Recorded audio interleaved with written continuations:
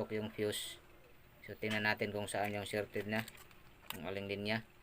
So ito yung tester natin, digital.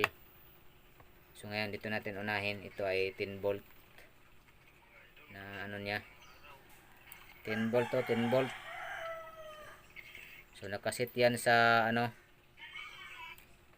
sa buffing or ano, continuity. Makikita natin ngayon kung bakit siya shorted o saan banda.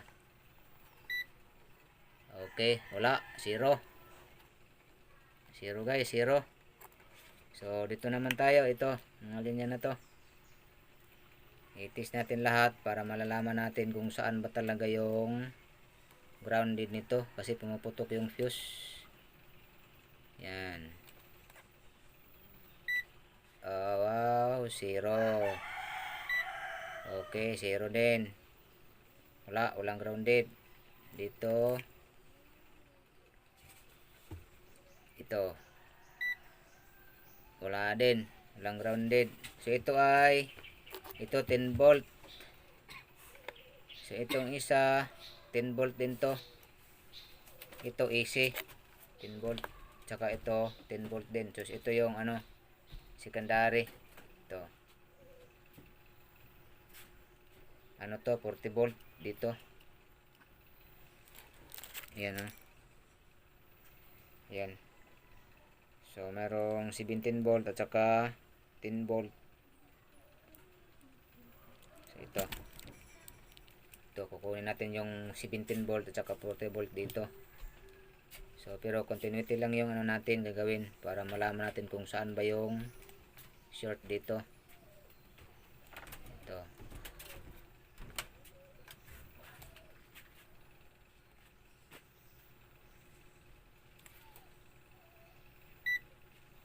Okay, wala, 0.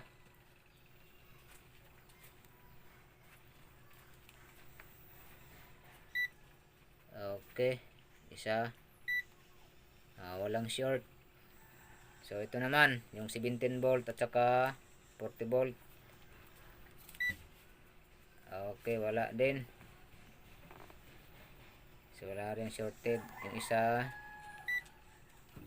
So wala rin.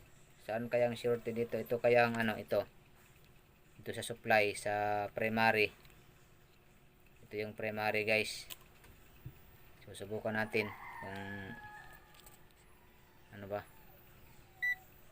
So ito pala guys, so shorted pala yung primary niya guys. So yan, mayroon siyang reading. So dapat magsisiro yan kung walang ano, walang short.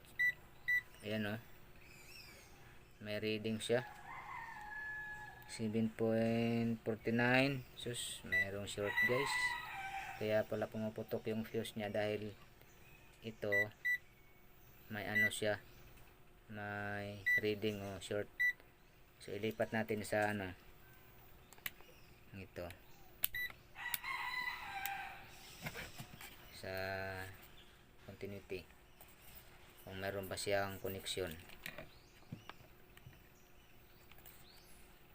Ay wala. So walang connection guys. Yan ayan, nakadikit yan. So walang connection guys. So wala talaga. So 0, wala siyang ano, walang connection.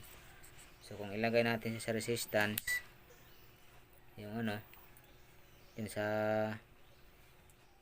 diode o kahit dito diyan sa tuki, subukan natin. Ayan, may reading dapat 0 yan. So dito subukan natin yung secondary.